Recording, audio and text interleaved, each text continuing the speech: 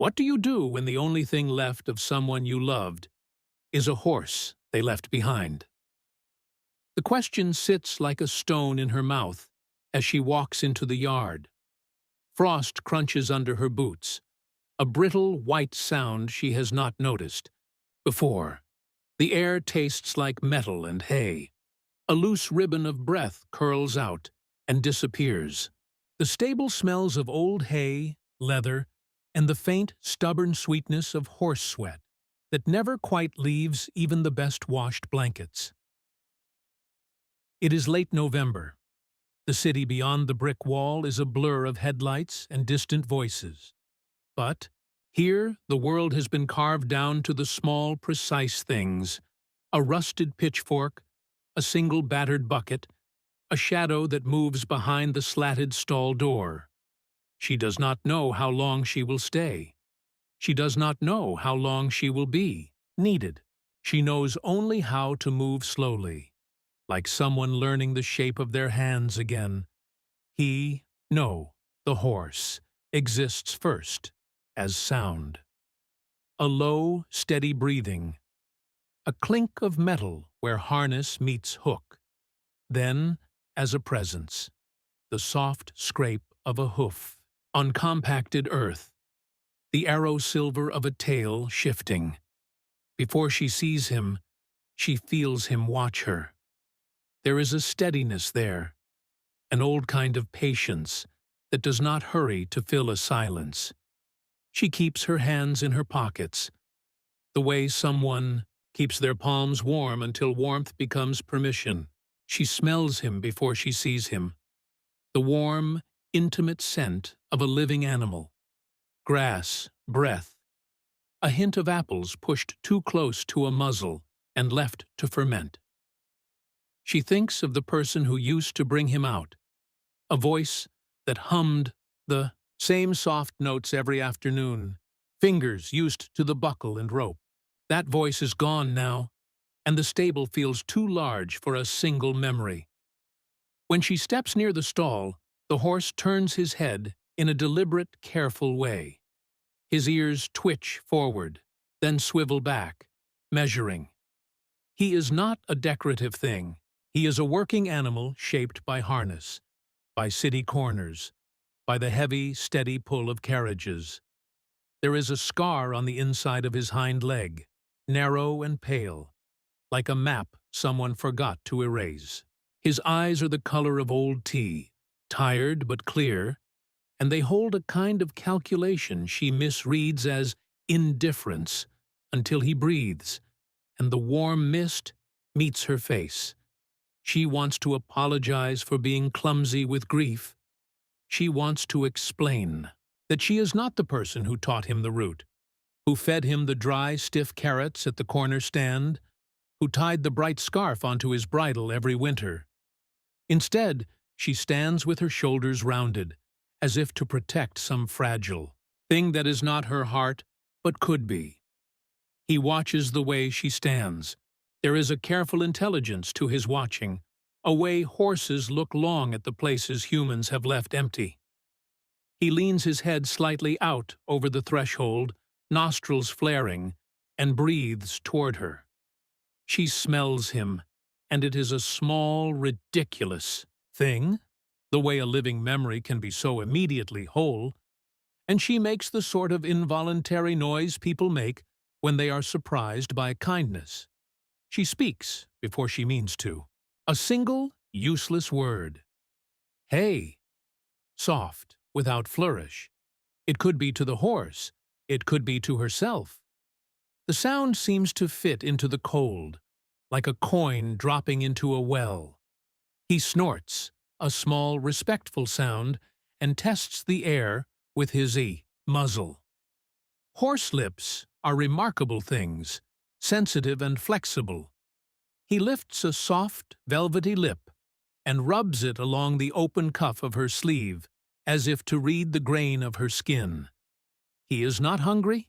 He is curious in the exact practical way animals are curious. He tastes history like a person tastes salt, with no vanity, only the fact of it. Her first instinct is to step back. Old caution, the kind grief stamps into you like a second skin. But her hands stay where they are. One of her fingers twitches free, and she presses it to the horse's nose. It is warm and damp against her knuckle. A tiny vibration hums through bone and into the part of her that is still in the shape of the person she loved. The first week is this. Small, deliberate acts. She brings him a carrot that has been cut into honest, square pieces. She brushes a line along his neck where the harness rubs raw. She learns the rhythm of his chew, the brief pause before he lowers his head to sleep. He notices when she is not steady. He knows when her breath is ragged. Horses are mirror livings. They reflect what stands in front of them without judgment. There is no human word for that kind of truth, only the slow, cumulative trust that grows like frost into glaze. She begins to speak aloud in fragments, not to him, not exactly, to the sound between them. Names spill out sometimes, names she had promised she would never say again. They sound odd in the barn, where dust lights the air like thin snow. She tries the voice of the person who used to keep time with the horse, and it feels foreign in her mouth. Sometimes she swallows the names quickly. Sometimes she says them until her throat is hoarse. Each time she speaks, the horse tilts his head, as if following a scent trail she cannot see. There are small, curious behaviors that give her the feeling of something deliberate, something almost human. He will refuse a piece of apple placed on her palm until she puts her hand flat on the ground and looks away. He will paw gently at the door when the rain starts to fall, as if to remind her that roofs leak and bodies rust, and that small tasks have to be done so that the world keeps its polite shape. He flinches when the overhead bells of a tram jangle, a sound like a city heartbeat, and she learns to stand beside him, breathing on the same pace so the flinch becomes a brief, shared thing. She is careful not to force a bond. She has learned the hard way that you cannot hurry animals into consolation. They arrive on their own schedule, shaped by days and the geometry of touch. And yet, there are moments, simple and electric, where the line between loneliness and company thins. The first such moment is nothing like a scene in a play. It is rain-soaked and bright, with the smell of wet leather. She is ready to leave. She moves to the door, shoulders tense with the thought of the walk back into a house full of silence. She thinks she is being practical. She has tied the bucket, smoothed the blanket, done the little things that say, not yet safe for anyone to enter, but perhaps soon. When she turns, the horse is close at the threshold. His head is low, and for a second she thinks he will stay. She feels relief. Ridiculous, sudden, like light through blinds. Then, with a curious tilt, he steps forward, just enough that his shoulder clears the stall lip. He follows her out, into the yard, with a careful, patient gait. He does not pull a carriage. He does not snap to some learned instinct. He comes as if he has chosen to come, because there is no better place to be. She freezes on the stone step, the air biting through her coat. She wonders at the etiquette of it all. Who follows whom? Who is the keeper? She imagines the old person who used to sing to him, whose laugh used to snag in the horse's mane. She thinks of promises made in the quiet that never got a chance to be kept. The horse's breath fogs between them. He stands with his head turned toward her like a question. There is a patience there that is not an answer, but a dare. She has never had a dare in quite this form. Soft, animal, patient. And it feels intimate in a way she had thought grief would forever deny her. She does not know why she is not afraid. Or perhaps she is afraid and is finally brave enough to hold it. The yard seems to tilt slightly, the city noises receding. A crow calls once from an iron gate. The horse shifts his weight, eyes dark and unblinking. She takes one step. He takes one, matching her footfall. The sound is simple.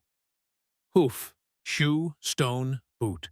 It is enough for the moment to make the world not a line, but a place where someone might stand with you.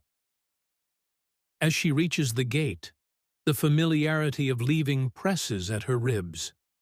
This is the part where she always leaves alone. This is the part where she always turns her back on rooms that smell like other people's clothes. This is the part where things go quiet, and the possibility of new shapes is still a rumor. She pauses. For a sliver of a second, she thinks she will ask the horse his name. But names are small vessels, and the world has been full of names and thefts. Instead, she turns to look at him properly, not with the distance of a visitor, but with the bluntness of someone who will have to answer questions about herself. He watches her. Then, as if the decision is a logical conclusion he has been building toward, he follows. Not behind her, beside her. Not as property, as presence. She does not know why. She does not know what he remembers. She does not know if he follows because he senses a shape in her that fits where the other once fit, or simply because he has found a warm pair of hands that smell like the city and carrots, and someone who will scratch that sore place behind his ear. When she reaches the gate, the city lights spill over the yard like a promise and a dare. She opens it.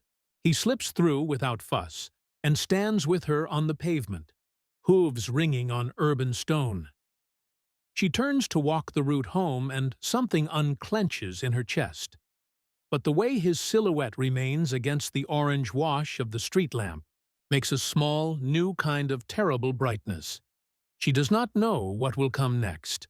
She only knows the shape of this moment, which is both simple and irredeemably heavy.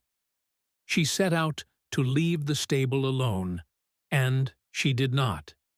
She did not know why, but when she turned to go, the horse followed. She woke to the sound of rain on the roof and the almost secret rhythm of a breathing body close by. For a long moment, she lay with the mattress of the world pressed to her ears, measuring if the noise belonged to grief or to something still alive. The horse's flank moved against the stall wall like a slow tide. When she pushed her feet into boots and walked without thinking to the barn, the smell of wet leather and earth wrapped her like a hand. The days that followed were a study in small insistences. He learned the cadence of her mornings, the way her hands trembled when she lifted his blanket, the exact second she would reach for the curry comb. She learned where she kept the carrots and expected them. He did not merely accept kindness, he organized it into the polite economy animals keep. Come, receive, return. He watched her in the quiet hours with an attentiveness that made her feel exposed and seen in equal measure. There were moments of dissonance that made the back of her neck prickle. He would fixate on the corner of the yard where the fence sagged, nostrils flared and chest high, as if listening to a memory only he could parse. He would occasionally stand with his head turned toward the house like someone who has heard a name called from inside, then drop it again and graze, as if embarrassed by his own vigilance. She noticed, too, that certain objects seemed to carry ghosts for him. A red wool scarf left on the peg would make him lift his lips in a soft curl and press his nose into the wool, as if retrieving a taste. He would sometimes rear away, startled, from the carriage itself, the leather seat, the brass rings. Then, Approach those things again slowly, inspecting the seam where a name might be hidden in stitchwork. Horses store history in smell and touch. They catalog loss as deftly as a librarian catalogs books. Her resistance was not theatrical. It was practical and bone-deep. Grief had taught her to ration herself, to bundle hope into small, explainable tasks: feed, clean, tack. But these tasks became scaffolding for something more dangerous: attachment. She felt the tug and pulled back, telling herself aloud that she would not trade one kind of dependence for another. Still, she found herself arranging the hay so it lay smooth against the stall wall, because the sight of it made him less restless. She stayed longer at night because his breathing steadied when her shoulder pressed the beams. The tipping point arrived on a wet Tuesday that smelled like copper and fresh dirt. She was cleaning the tack room, an argument in favor of small tasks because they keep hands honest, when the horse started to paw. It was not the impatient paw of an animal asking for something. It was the deliberate, focused work of a creature trying to reveal. He pawed again, softer, and then nosed the loose boards near the corner where the light never fully reached. She moved toward him because curiosity has a way of leashing itself to care. He pawed the ground until a splintered plank lifted and the cold dark under it showed. He put his muzzle into the gap and pushed until something small slid out. Her first thought was practical. Perhaps an old nail, a scrap of rope. What he pushed forward was a tin box, small and scarred, the sort of private thing people hide without thinking they will be found. Her hands were trembling before she lifted the lid. The gesture felt sacramental. Inside, wrapped in oilcloth, there was a stack of letters tied with a string that had gone soft with age. A photograph lay on top, yellowed at the edges. The person she had loved, younger, hair gone to wind, arm thrown over the shoulder of a carriage driver who was laughing with a loose, dangerous joy. The horse's silhouette showed behind them, not ornamental, but as integral as breath. She knew the handwriting before she unfurled the first page, the long, easy loops that had once traced promises in the margins of bills and grocery lists. The first line was the private kind of ordinary that becomes extraordinary when time has done its work. My dear, if you are reading this, then I am either a very bad planner or very done with pretending. Her knees wanted to go, and she let them. The barn smelled of damp straw and old paper. The horse shifted his weight, came close, and rested his head on her shoulder in a way that demanded nothing but the permission to be present. She read aloud as if the act of saying the sentences would make them less tender. He wrote about small things, the exact day the horse had been rescued from a crowded market, the way the carriage driver had first put his hand over the horses, with a tenderness that surprised himself. He wrote about failing kidneys, about the way memory leaves, slants and shadows instead of whole landscapes. He wrote that if anything should happen, he wanted the horse to go to someone who knew how to feed him with both hands and patience. There was a line that made her stomach go hollow. I trust you to be kinder to him than I was at times. It was not confession as spectacle. It was a rough, intimate admission.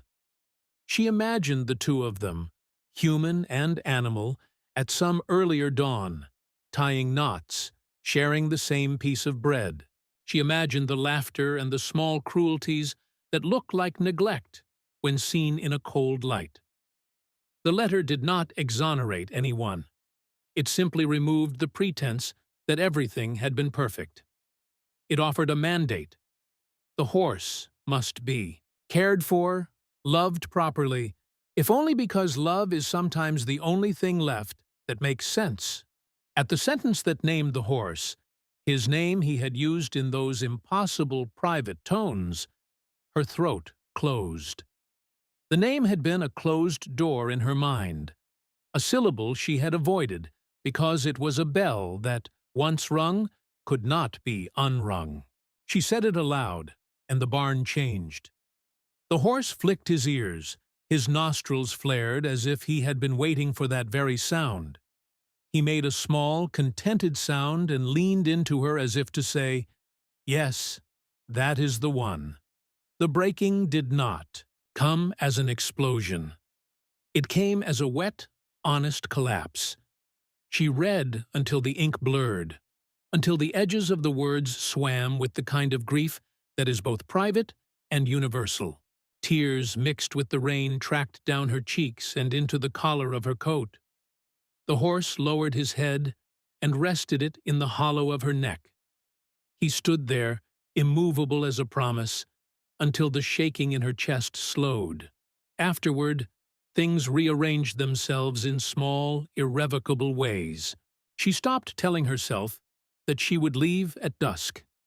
She started leaving the light on in the stall, because the horse would not stand in the dark as he had once stood with its owner.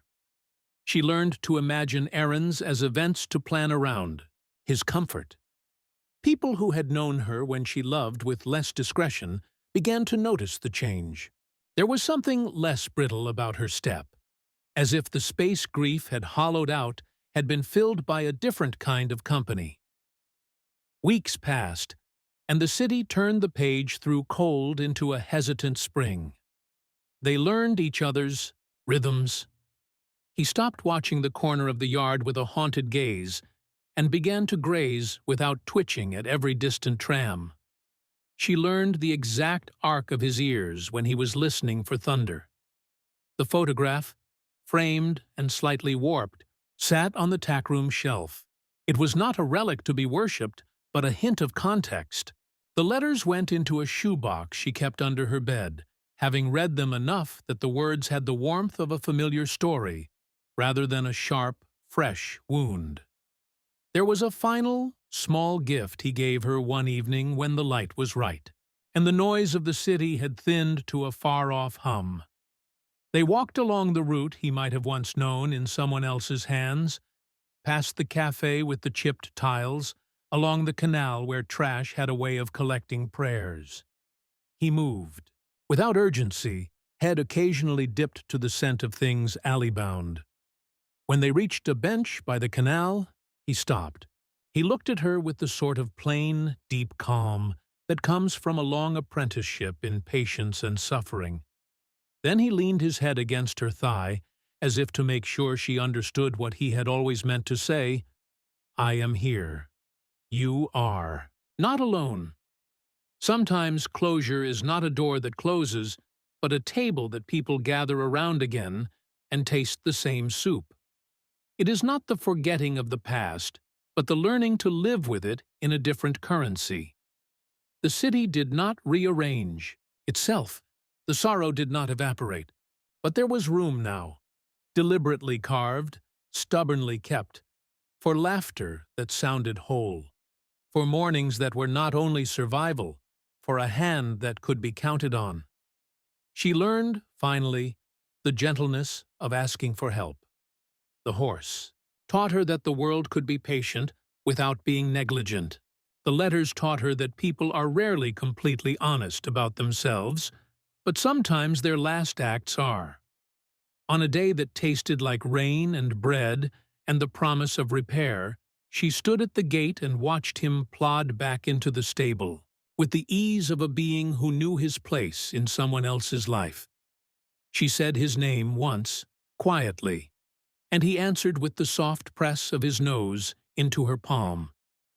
If this story touched you, subscribe, leave a comment, follow, and press the bell icon to watch daily videos and enjoy.